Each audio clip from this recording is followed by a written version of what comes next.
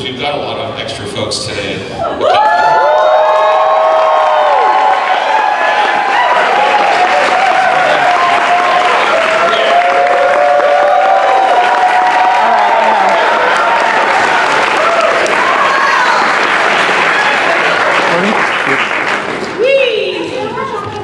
Hi, I'm Tara Strong. I need you to make more pornographic pony art and send it to me. And anyone that's here that is here for Tom Kenny, you can go and we promise we still love you. We won't be offended if you haven't gotten enough to eat today. If you want to go get chicken fingers or something, you're allowed. But if you want chicken fingers, there's actually like 5,000 of them right backstage. We'll just start throwing them at you. I love that this is a voiceover panel and you did not speak into the microphone. By the way, Colin Farrell is joining us. So,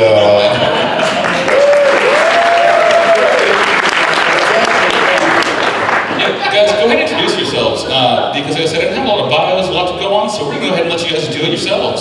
So I'm Lizzie. Great. Hi, my name is Mark Gagliardi. I do a few different cartoon voices on the show right now called Star vs. the Forces of Evil. I play many of the forces of evil. I also am on this new season of Venture Brothers with my friend Hal here. I play Rocco, his sideman. And I also, for the series Super Friends, provided the voice of Batman. You guys got Batman, huh? My name is Hal Lublin, and I play White Whale and many other characters on Venture Brothers.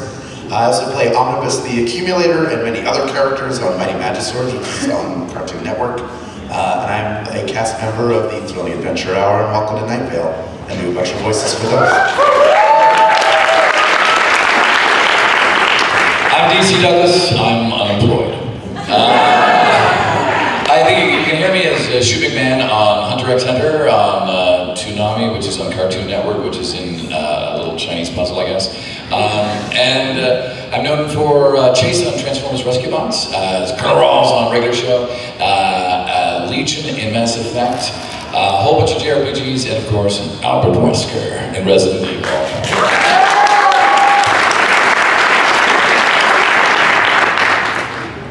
Whoops. Hi guys, I'm Eric Edelstein, and I played Chad on Clarence, remember him? Yes. And then I played Grizzly on We Bare Bears.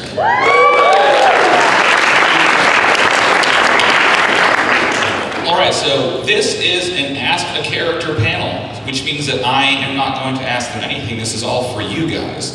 So if you have something you want to hear a character say, something that you want to hear a character answer, a song you want them to sing, a scene you want them to do, at this point you're kind of the director, really. A scene you want them to do. So like, you can line up behind the microphone and don't run. You if you guys really want to ask those in-depth questions, we're here, that you've had about the show. Yeah, questions are good too, just general questions. You can also just ask me, you can ask other people. Oh yeah, like the stuff we can sit down. Don't feel restricted. And if you want to pay a scale to perform, that's fine as well. Yeah, but we are going to have to get that. And if you want us to do a scene, tell you. And it's not your fault, it's not mine, it's just you. I'm sorry guys, Yeah, we got to play ball. yeah. If you want us to do scenes, please provide the full script. In acting edition form. And I will not do mice and men without being compensated. That's a joke. Question to Virgo, what was the craziest adventure that you and the other bears have been on? Well, I really loved the episode Shush Ninjas from season 2, where they went around and made sure nobody was talking at the movie theater. And because I think it's very important that we enjoy our phones the whole day except when we're in the movie theater. Because if someone in front of you is texting, we can all see it. So it was very nice to see the Bears step in and help. Well, my compliments to you all on your voice work. Thank you. Thank you. Thank you, friend. Very much. Thank you.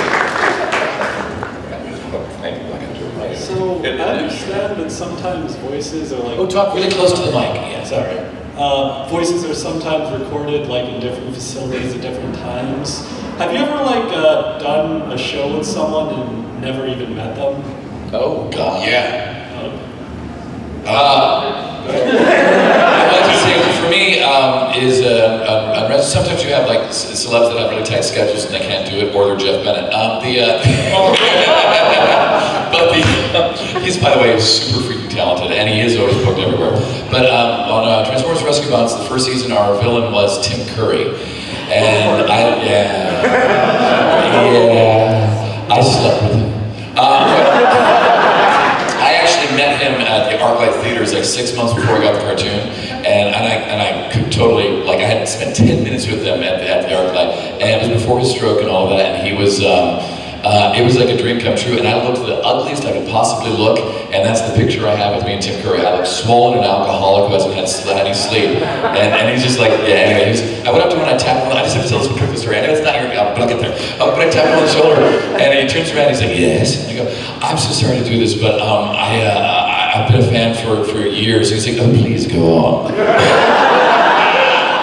And literally, like, I went on about 3 minutes about and all that, and his lady friend was with him. She's like, oh, he is a fan. And then he goes, he listens to me, and then we talked about like career, like he was like kind of sad about his career. It's like he's not getting enough work, which is like, I'm like, I want your career. And then he sees the woman that I'm with, he's like, oh, who's this ravishing thing? I'm like, oh my God, you're so charming. Anyway, I didn't get to meet him because he had to record alone on that set, and I think that goes a lot with the celeb types. So that was my thing. And in video games, don't go yet, they're going to answer as well. And in video games, usually you never get to meet the other people you're working with. Sometimes you might hear a playback of a line if they recorded first, so you can know what to play off of.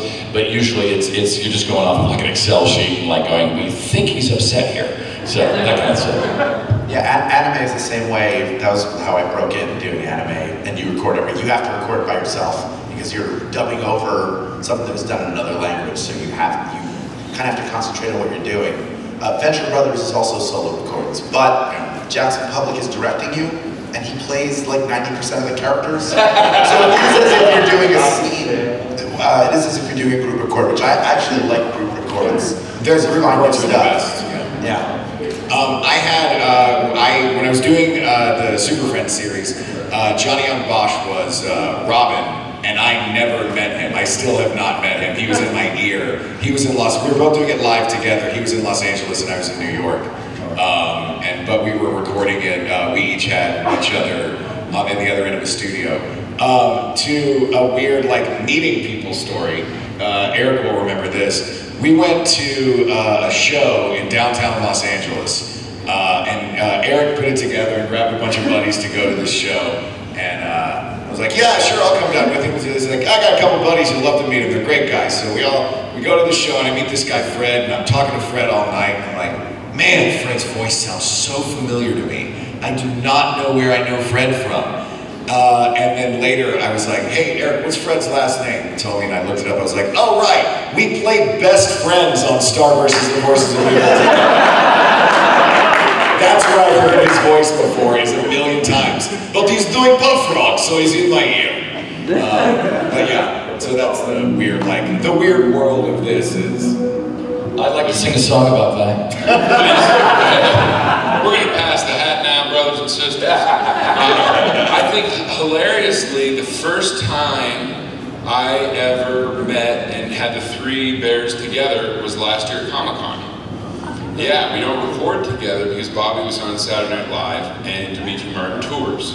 So we record separately. And it's such a bummer because you want to record as a group. You're like a little kid. And like I remember the first show I did, this guy Jeff Bennett is the greatest ever. You can't believe it. It was a show called Monsters vs. Aliens, where it's just like Grizzly where I was playing myself. So the technical level is not off the charts, friends. And you would hear these guys do voices, and the first thing Jeff Bennett did was so good. I'm like, oh, I'm gonna get fired. I cannot keep up with these guys. Because Jeff Bennett would go, and Diedrich Bader, and Kevin Michael Richardson, and they would say to Kevin Michael, like, Kevin, can you do that as a 5-year-old girl? And he would do the line perfectly, like, oh, I'm gonna get fired. could you, as the character, say your favorite line to record? Favorite line that we got to record as a character? Yes. All right, I got one for you. You're a long way from Metropolis, Superman. If there are problems in Gotham City, they're mine to deal with. It was the first time I ever got to stand up to Superman.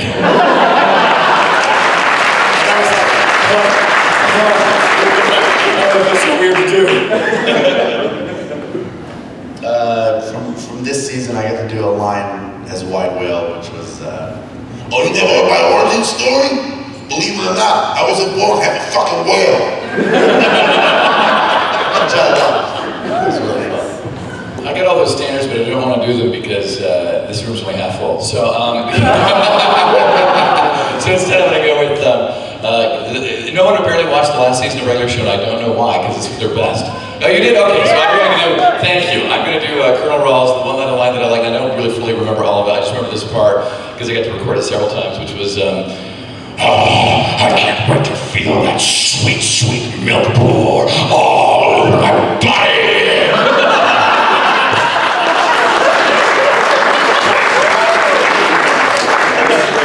See, you hear stuff like that in Fred Tashkatori, and you're like, oh yeah, I'm gonna get fired. I can't do that. It's not capable. My favorite line would probably be, do you want to get a burrito? Well, I'll get a burrito.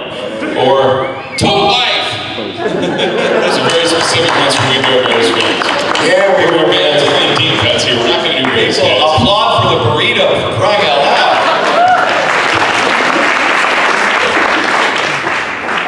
So this one's specifically for Wesker. I've got to know, in RE5, during the boss fight with Chris, are you teleporting or are you just moving really fast? Dude, it's a video game. Thank you. Albert Wesker. You know, I've not played any video games except like one weird like Steam one that someone showed me. Oh, and the one, the Paradox Stanley's Parable. Oh, love that. God, that narrator was amazing. But and then someone, finally I said, I've got to play. Resident Evil 5 got me my most fans ever, and I said, I've got to play this game. So my friend took me through it. I went, sorry. I'm like, this is kind of a stupid game. We're just basically breaking things to get treasure and then killing zombies. And I'm like, where's the frickin' story? And then the interstitials have nothing to do with the scenes that you're about to see. And it's like, why? I'm not gonna read that if it doesn't help me. So, but that ending thing, I don't know. But I will say this, if you were a fan of Resident Evil, you really need to come to my 10 o'clock show tonight at the Westin Augusta. It's the Notorious Zombie Fan Show. Actually, I have a question for you. Okay. Which do you think it is? Look, there's an amazing debate. I'm under the impression he's lightning stepping. That's correct. Thank you. And learning from a master. Yeah. Good technique. Really good, like that, almost too good. You gotta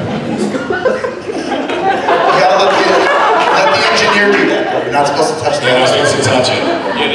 Unless you have consent.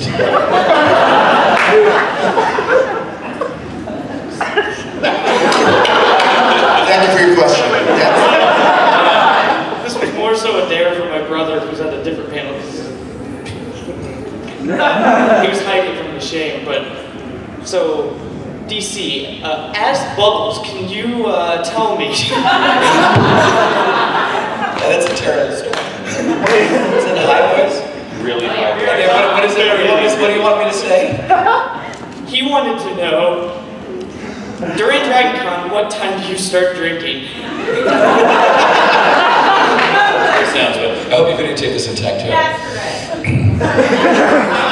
I like to drink around 12 noon, nap at 4, and then go out and look for other willing ponies.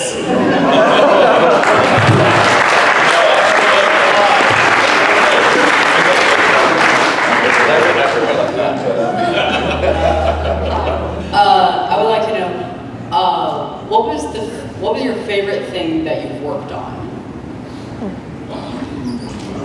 I think for me it was the Twin Peaks, just because I was such a fan of it as a kid. You want to know you worked on Twin Peaks? On the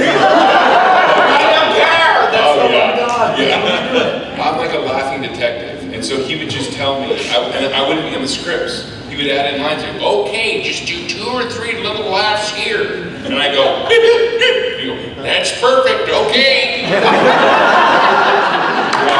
But like, he was my favorite, and I watched every episode as a kid with my mom, and to get to do it, none of it felt real. It was so cool. I'm 41. Oh. I was like living on my own in LA. It's like when I was a kid with my mom, and I'm like, oh my God, old man. But God, that's congrats, man. This Twin Peaks, I died to get on that show back then. I was trying to get auditions and I couldn't. Sorry, I'm a little actor talk. I died to get on that show, but I could never get an audition for it. So let's see. Fingers crossed for season 4, guys. Yeah. Who knows? That's fantastic. Who knows what he's doing right now? Well, I'm painting right now. Making some furniture.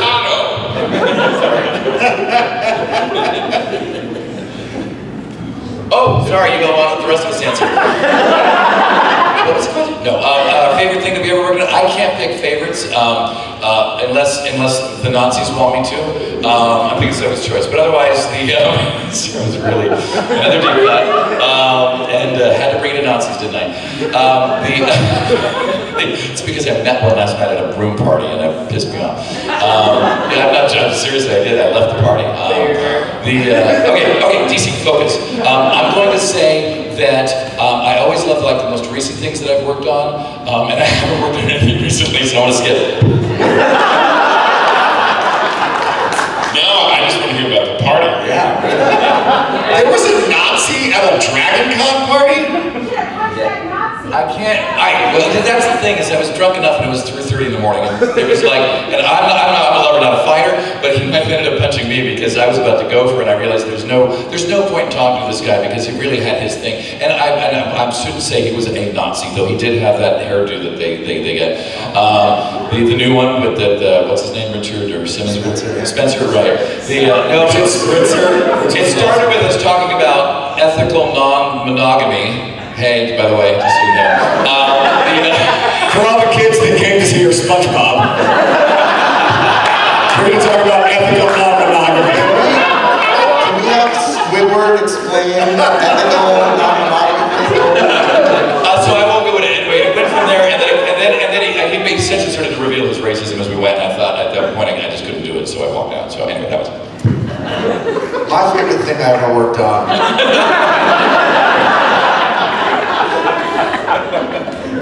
It's probably the Thrilling Adventure Hour, which I don't know how many people in this room are aware of it. Hopefully soon you will be more aware of it. It is out there to listen to, so I encourage you to check it out. But it was a murderer's row of talent in Los Angeles. Like, to be part of that core cast is an incredible honor of my life. And the people who came in to do it, from Nathan Fillion to Weird Al, who are in the orbit of that show, there's no way to top it. As much as I love everything that I've been lucky enough to be a part of. Did you meet Nathan Fillion? Oh, many times. I've been to his house. Did you realize? Did you experience when I did an episode of Castle, and when he came up, he didn't even need to meet me. It was a tiny role. He came up, and when he shook my hand, my baby hand disappeared into his. Yes. You don't realize that man is large. His one butt cheek is my whole butt. On camera, and when you're on standalone, it's like he's perfectly proportioned, but he's like a gentle giant. It's really amazing. And did he not make you feel when he was talking to you like you were the only person? Yes, that's why when you said you went to his house, I'm like, I'm jealous because I know something probably happened. He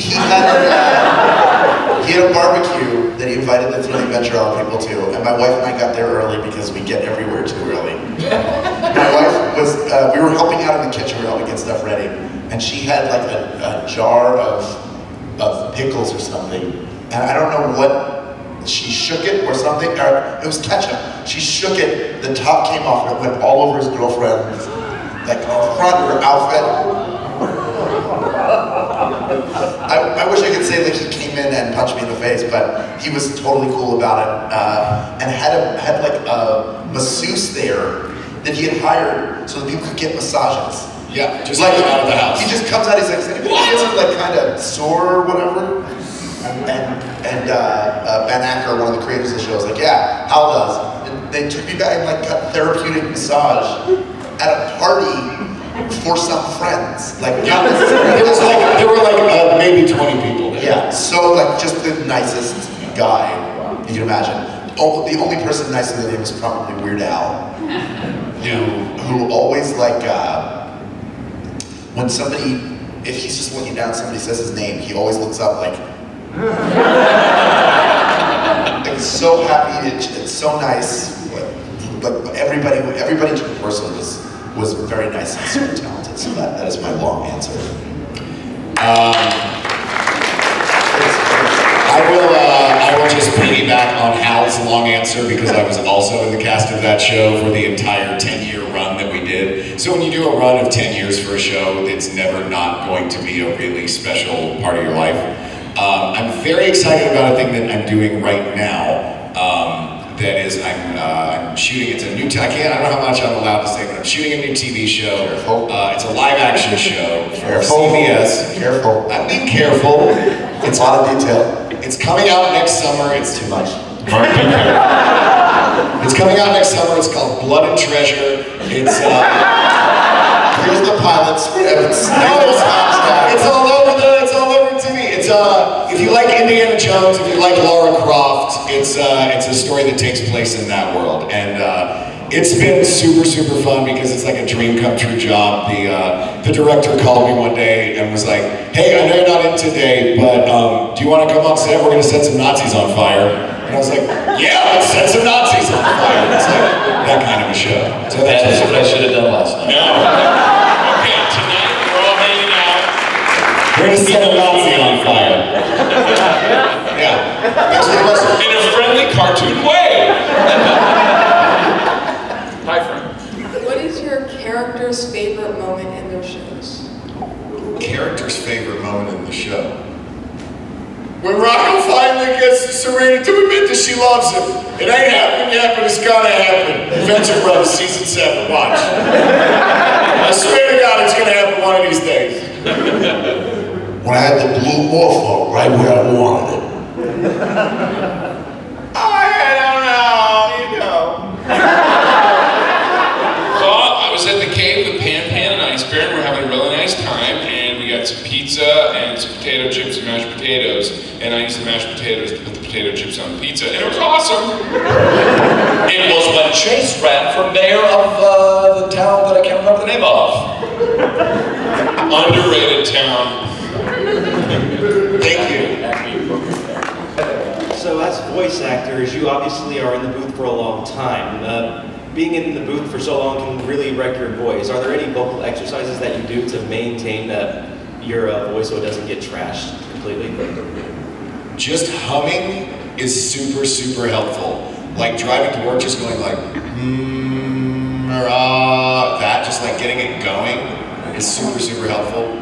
There's also a million like loquat and Queen Yin Wan and all these like Eastern medicine like lozenges and honey and things. You just gotta keep an eye on it. Yeah, that's if my voice gets shredded, I will go to wherever the kitchen area is and take a tablespoon of honey and swallow it, and then that will give me enough to go for like another half hour.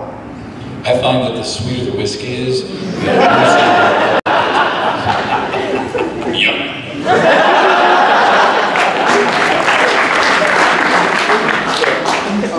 I was wondering if there's like some talent here that it's like, oh man, I know how to do this thing really well, but I never get hired to do this voice or like this like random thing I know how to do. It's like there's some special talent that you like, I really wish I could like show this off professionally. Like a talent or like a role that we auditioned for that we thought we should have got. I lost a role to Hal because I couldn't do a Brazilian accent. I auditioned to play Muttley in Wacky Races, which is a role I've wanted to play since I was a little kid, to the point where I would practice his laugh, which I can't do right now because my voice is shredded from the con, but, and when I auditioned, I was like, I can't do it any better than that, and I did not get the part. Of course, I went to Billy West, who is brilliant and amazing, but that was one where I really wish I had gotten it, because you have to let that stuff go when you audition, most of the time.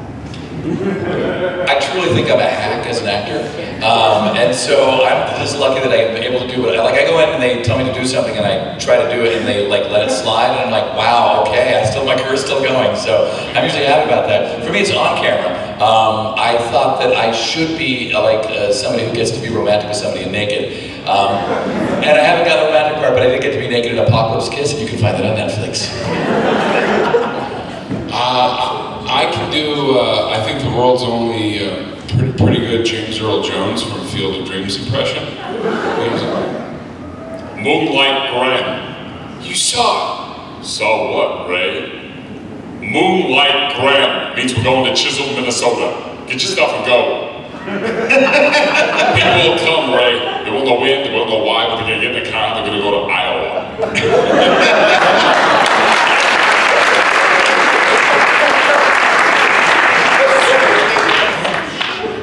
So as voice actors, I'm sure you get a lot of questions for... Turn your little mic. There you go. You didn't ask consent. So as voice actors, you obviously get a lot of questions about voice acting, how to get in, who to talk to, where to go, all that. I understand that the only bad question is the one not asked. But what question do you think people should ask you more often, or one that you don't hear often enough that you're like, oh, that's a good question? Are you available to work? Real quickly, I want to stop that misperception of the only bad question is the one not asked. I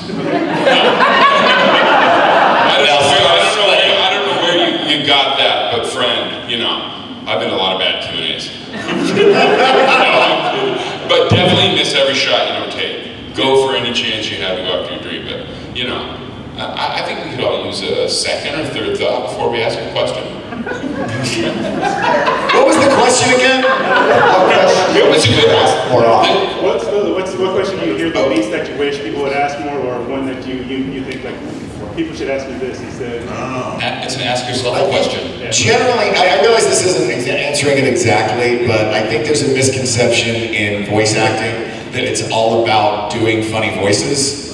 It's all about acting, which is why a lot of the voices you hear are just the actor's voice. You know what I mean? I think that's a big misconception about voice acting.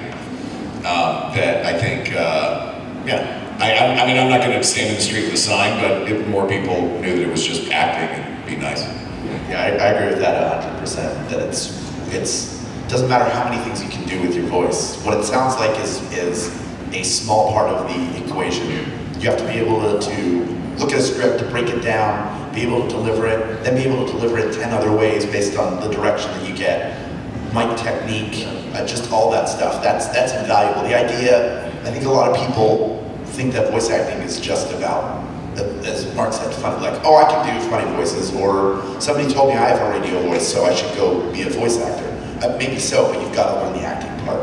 It can't just be hype. There are a million people who sound like you. For everybody, you have to be able to deliver in a lot of different ways and figure out what it is about you internally that is special, not what comes out of your mouth.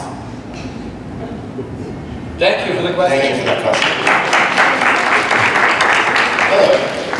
On the topic of bad questions, so I put to the panel, how many courses can the most powerful character you've played take in a fight? Are they all coming at once or just one at a time? The first one's off guard, but after that, they all go hostile. And they 500. I don't know, what's the horsepower of the Batmobile?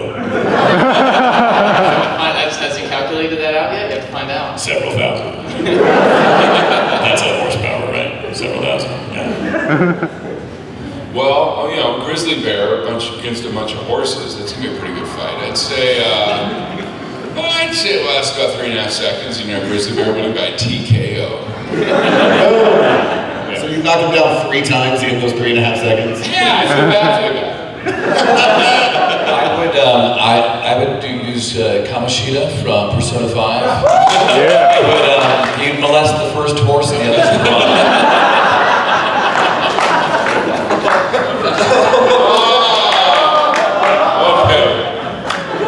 Now I know, thank you.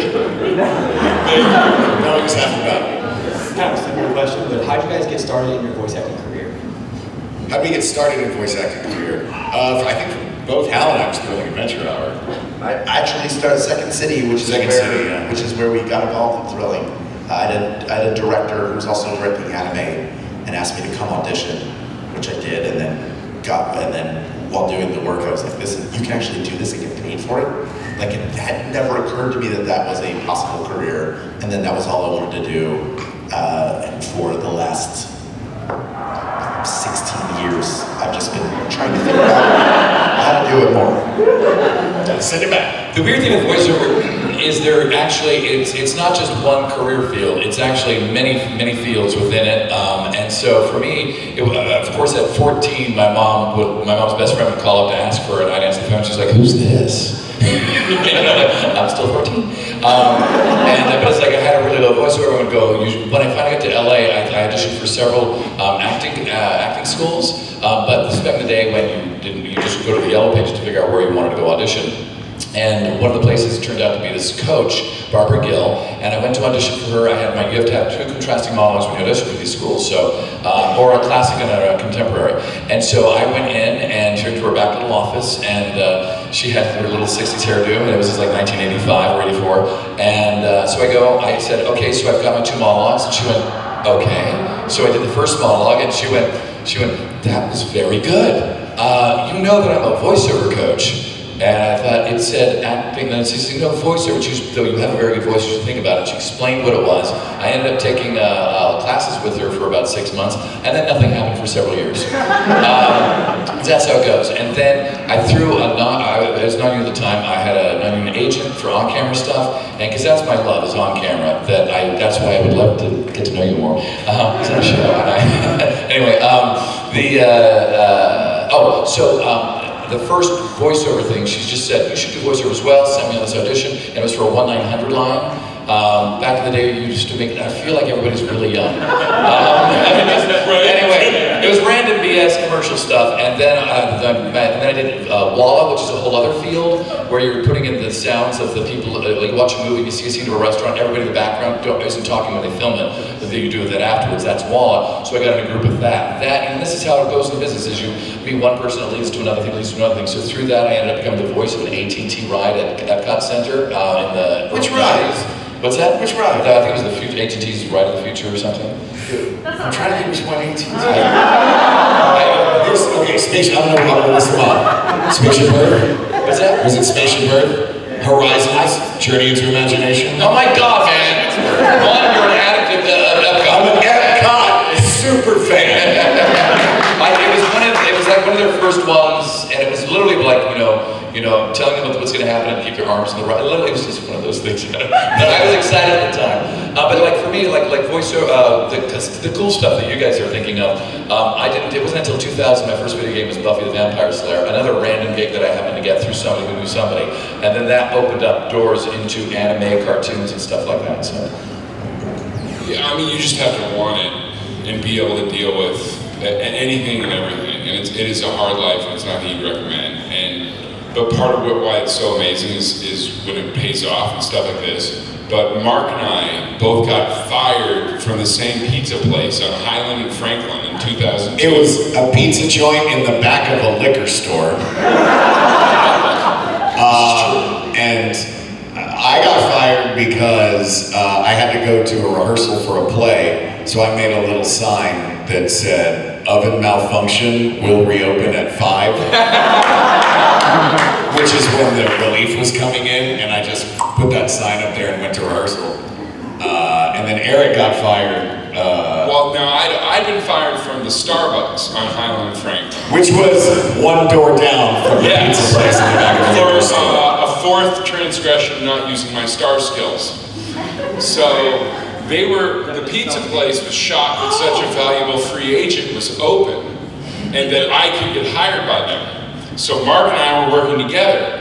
Once he got fired, they had me pick up the shifts. So I was closing and opening.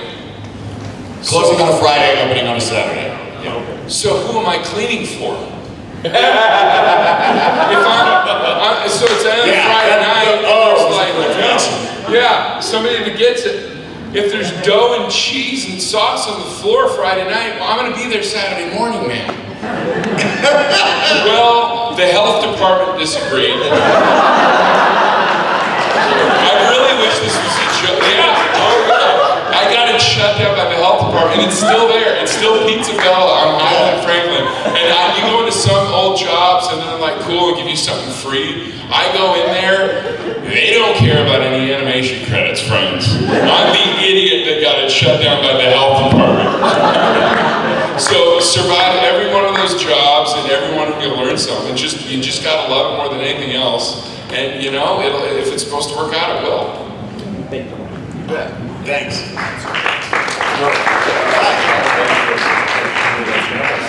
Okay, this is just a crazy question that just came out of my head. All questions are crazy questions that come out of your head.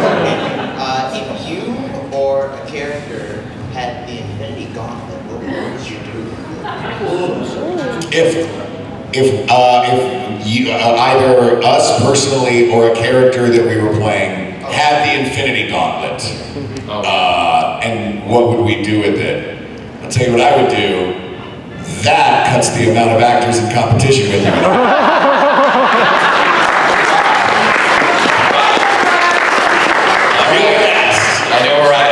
I know where you are now. Oh, there's 16 guys in this waiting room? Now there's 8. I would just create a reality where I worked more. People, I would get rid of the Trump administration.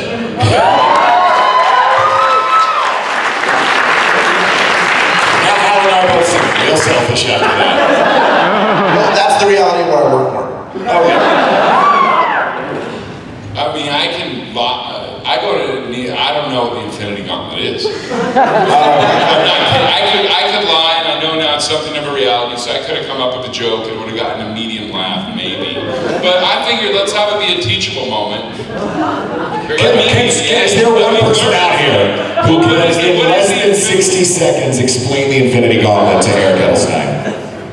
But out there, you're in line already, you're closest to the mic. Really loud, really loud. Really loud. Okay, the Infinity Gauntlet has 6 stones: time, space, reality, power, and mind. And soul. And soul, yes. You're doing great. If you're able to control all those aspects of the universe, and you can probably, with the snap of your fingers, wipe out half the population. Oh, wow. Dude, you should check out, there's this thing called Avengers, and it's pretty I'll go the other way. Only because I know Mark's logic on auditioning. But I'm always like, there's plenty of work to go around. Like my buddy that married my wife and I is this guy Steve Berg, and I met him in Hollywood because he kept beating me out for parts. He's another big guy. Do you want me to snap my fingers and get rid of Steve Berg right now? Oh, Steve, I'm so sorry. I love you, buddy. There's so many good parts. Now there's a little child somewhere going, Daddy. Oh, yeah. My friend, I don't know what you want to do with your life, but you just explained the most incredible concept to a fairly simple person here in a way I understand it, so thank you. Well done. I think, bits aside, if I controlled the soul, I would try to get everybody to more music too, because I think music is just for everybody, makes everybody feel better, and stuff like this. If we just kind of all go to our passion, what we love, like DragonCon's so great because you feel the love here, to feel the love from people, and you know that's what we got to focus on, not all the other stuff. Amen. Oh yeah, right.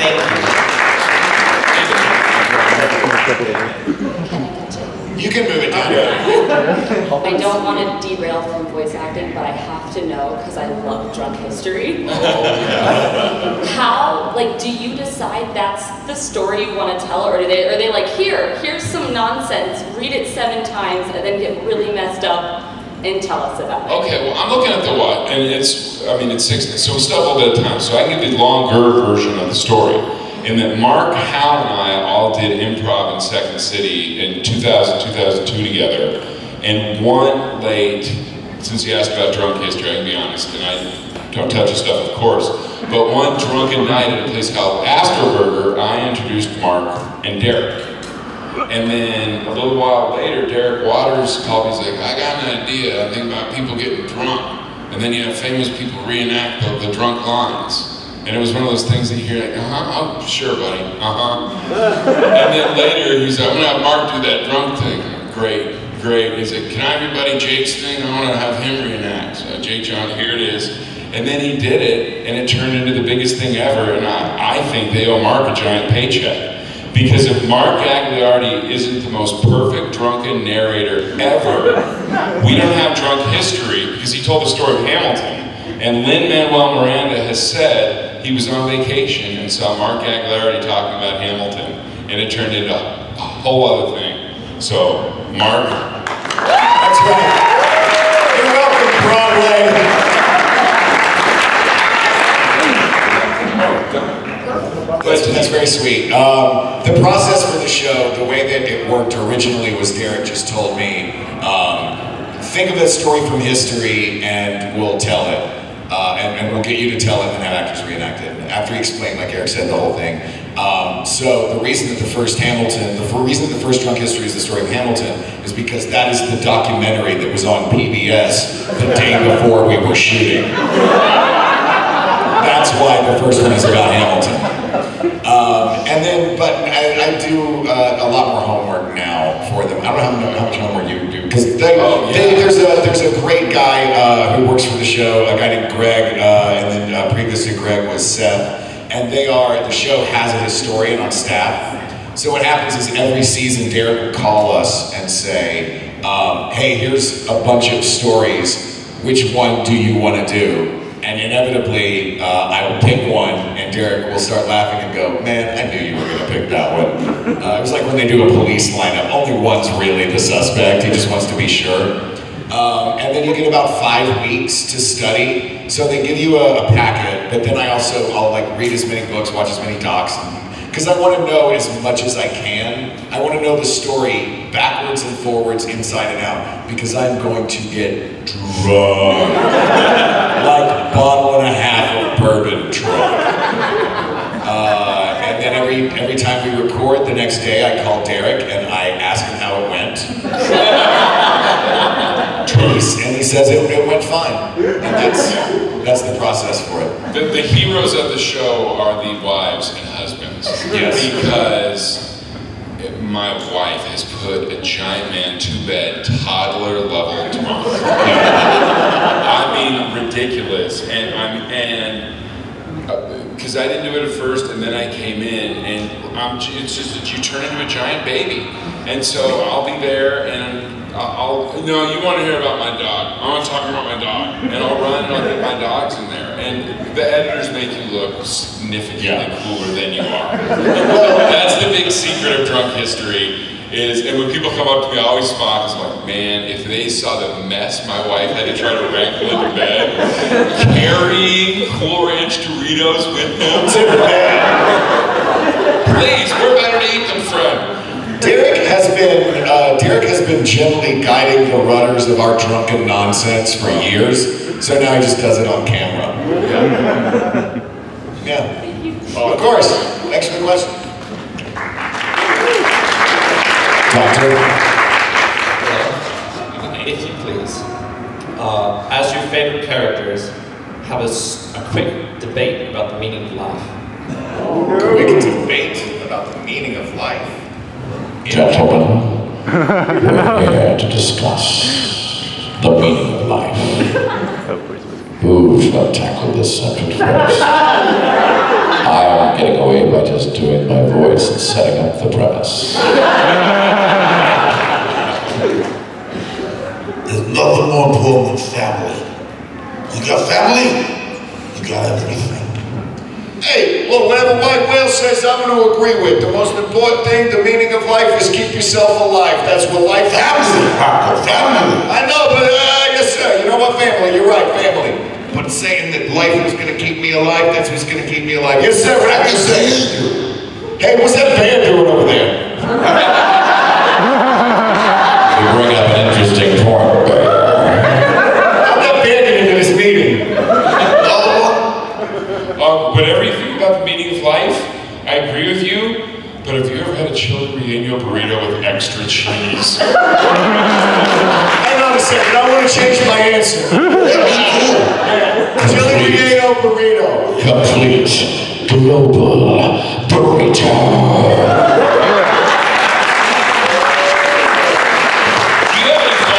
You're amazing.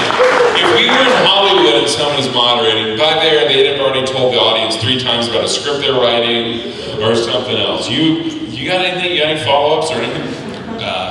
Hey, if you guys want to see cool improv, go to Whole World Improv on Spring Street on Saturdays and Thursday nights and Friday nights. That is how you follow up with an advertisement. That caught me off guard. I wasn't ready to improv that, so. Dude, you did. Spirit Improv. Oh, yeah. Look at that. Yes, and. Oh, my God. Yeah. We're all just inspired by the chandeliers. All right. Hello again. What was the most difficult line you had to record, whether it was just because you were uncomfortable saying it or because you were laughing too hard trying to record it? I suck at impact noises. You don't know what that is? That's like getting hit, hitting somebody, jumping, lifting stuff. Yeah. Yeah. I did a trailer for a video game once where it was jump off a boat, land, then grab the rope and pull the boat in. And it's like like that. So like that is the sequence in general. Thank you. Well, these non-union producers did not agree. The first direction was like, the boat's bigger than that. I've seen no visuals for this thing. I do it again, and then they use something called a talk box, so they can talk to you, and they turn it off. Otherwise, so you record something, and then you just see.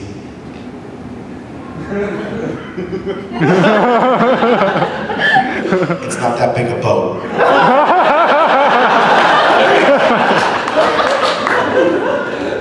I've never wanted to see a group of people sink in a boat. Those 3 people. That is one of the dangers, by the way, of non-union, is that you will have people who are like the money of the project, or working in some other aspect, who come in and direct and do not know how to direct at all, and that was very frustrating. Yeah, I once did an indie movie in Detroit, and it was run by advertising guys. Yeah, but I thought they just put up their money, and then they got the first take done. They said, "Okay, we're gonna check the show with Gary." I was like, "Oh wow, this is like an advertisement but a movie." Oh yeah, oh yeah. I'm kind of simple. What was it an advertisement for? It wasn't. It was for their script. That was the. They were advertising the script. Yeah. It was the first scene was, boy, this script is great. I'll tell a quick laughing. Luckily, I was not in the booth in the moment, so it wasn't that I was laughing so hard I couldn't get the lines out. But we were all. We used to. You mentioned Walla before. One of the other things you do is you do it in something called a loop group. A loop group will provide, you know this story I'm going to tell, a loop group will provide Walla for a movie, which is background sounds, but they'll also provide a lot of the, like, if there was a one line that you couldn't quite hear, or if, something happened that was a little loud, so you'll voice match the lead actors in a thing. And you do that, one of the things you do is you replace swear words. And, are there a lot of kids in here? We okay? All right. It is before 10:30, but like for the story, go ahead and do it. You know what? I'll just say the initials. Go like this. Cover your. I'll say the initials for the things that it was. So we're replacing the swear words for a movie called Bad Lieutenant, Port of Call, New Orleans. Oh no! Which is a movie rated NC-17, directed by Werner Herzog. Oh my God! And Werner Herzog's editor comes into the studio and he goes, "I have a message from Mr. Herzog. This edit is being required by the studio. Mr. Herzog wants to make a statement that he does not like having to do this. So he said to tell you, and I quote, please, have fun." So there are 2 moments in particular that I'd like to point out as great, performed by 2 different actors in the booth with us in the loop group. One was the guy, a dude was replacing, Exhibit played the bad guy in this. Who's got that very nice voice? Exhibit played the bad guy. But he decided he was going to replace Exhibit's swear words with a Michael Caine impression. So Exhibit in this cut of the movie, Exhibit goes, "Yo, you tell that melon farmer." That was one of them. The second one is there's a scene where the character's name is Midget, who is a gangbanger from New Orleans, and he's sitting in the back of a cop car, and Nicolas Cage is in the front seat as the detective that has rounded him up. Midget leans forward and he goes, "Man, this is effing BS, man!" And Nicolas Cage turns around and goes, "Sit down and shut up, Midget!" The edited version was, "Hey, did I ever tell you guys about the time that I sit down and shut up, Midget?" That was the hardest I've ever laughed in a recording script. No, Herzog was like, "I want this to be terrible." Do you have an impersonation of you could do while saying that? What's that? Can you do an impersonation of Herzog saying that? "I want this to be terrible." I can't top that story, so I say we get another We got 7 minutes, so We're we can gonna, get okay, I'm sorry. I've seen all you guys in multiple things here, and I know you're all really quick and really great improvers, and that DC Douglas is gloriously insane. See you later at the notorious zombie-related fanfiction show, DC. Do you like to improv in the booth, or do you prefer to just have a straight script? I'm going first. I can't stand fucking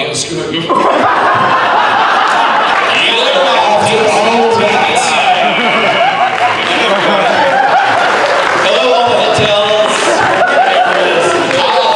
Sorry, you struck a nerve with me. I'm like, no, write it out, figure it out. You're the writers.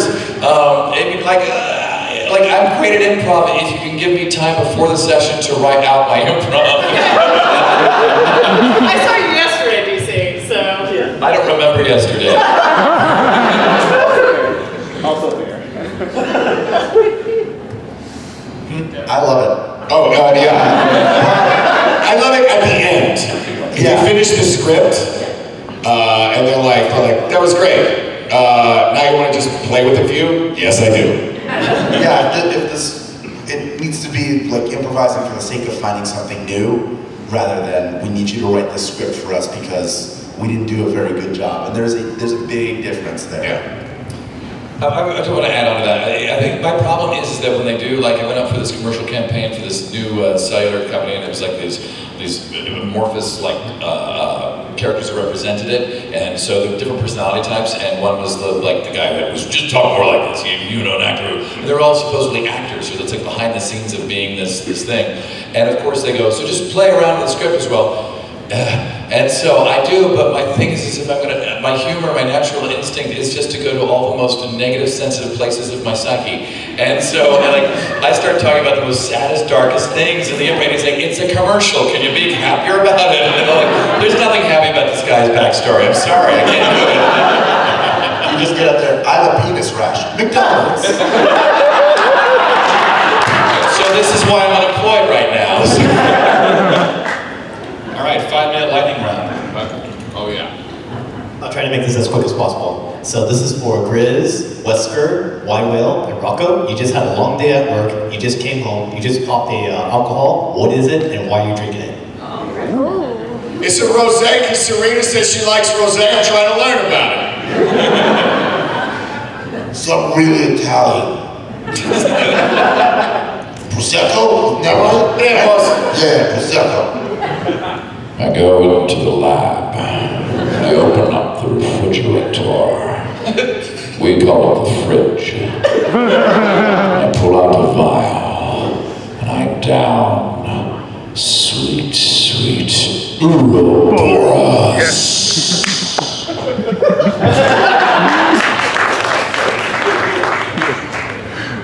Well, I'm a cartoon bear, so of course I'd never drink alcohol. Chocolate milk for me, please.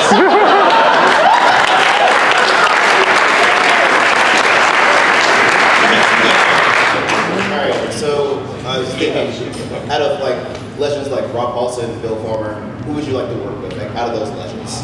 Out of which ones? Out of like Rob Paulson, Bill Former, like out of all those legends, who would you like to work with? who would we like? Who are the legends that we would like to work with? We've actually gotten to work with a lot of the legends. Did you guys get to do June Foray? I'll tell you who I would love to have worked with was June Foray. She was on our show, and so I got to meet her. It's a delicate, sweet little thing. But they recorded her separately, so it was like they had been for her lines and then she'd go. So yeah, Tim. I would have loved to have been in the room with Tim Curry. Would be for me. But like I said, it's like, you know what? The funny thing is everybody I've ever worked with, like if I worked with these guys, I would be going on about how they're legends to me. It's amazing how many talented people that you know and don't know in the industry. So when I did Rescue Bots, my first session was Lacey Chabert, Steve Bloom, Maurice LaMarche, Jason Marsden, and I mean the talent in the room is, and then of course Mark Hamill comes in for some episodes, and it's like and LeVar Burton was on it, so it's like I Pete like him. It's like I'm gonna get fired at any moment.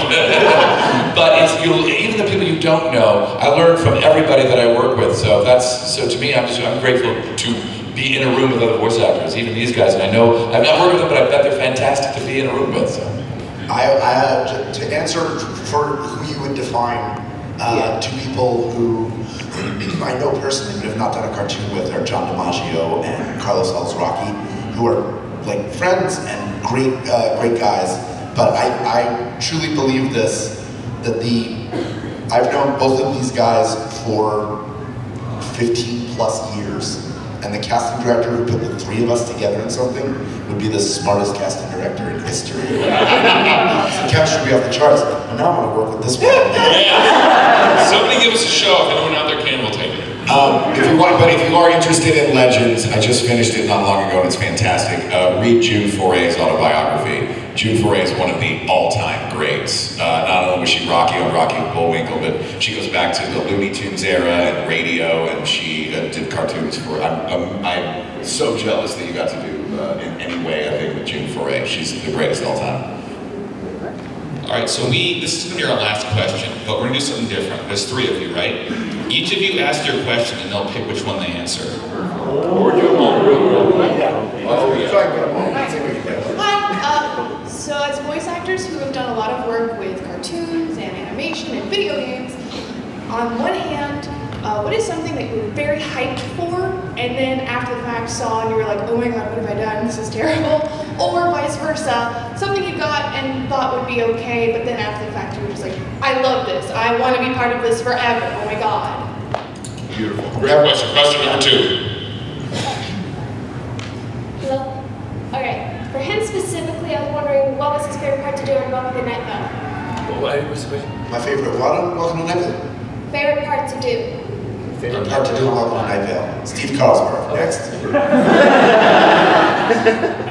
So my question is, with all of the characters that you've all acted, what characters do you really detest having your voices being recognized? Like if someone hears your voice and they just are like, hey, you're X, what is that character that you just really wish they would have recognized you as? Well, that's kind of magic because both your questions kind of tie in together. Yeah. I think for the first one, hilariously, it took a few times to realize I was doing a few things like, well, this is it.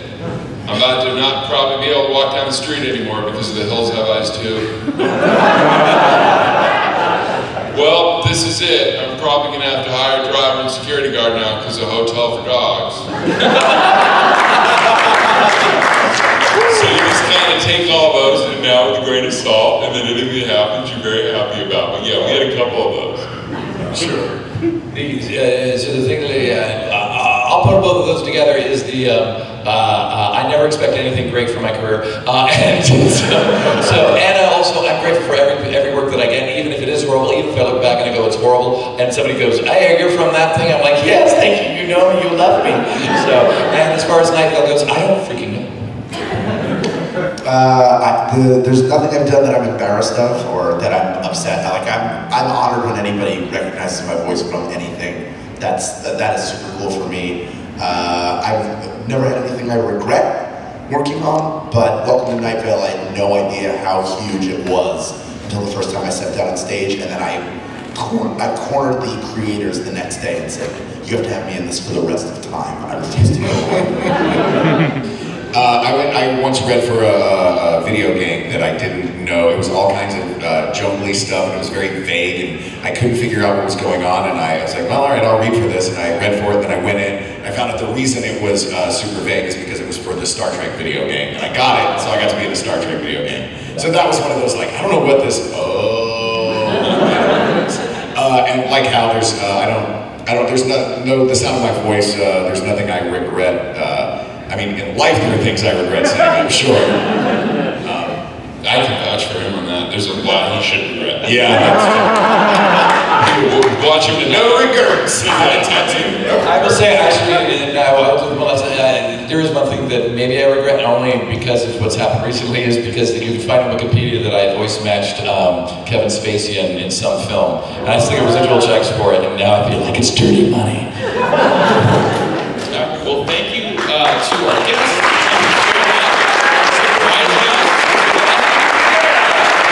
Thank you. Everybody come support us improv show. That's how we all started. The little improv shows that blow up.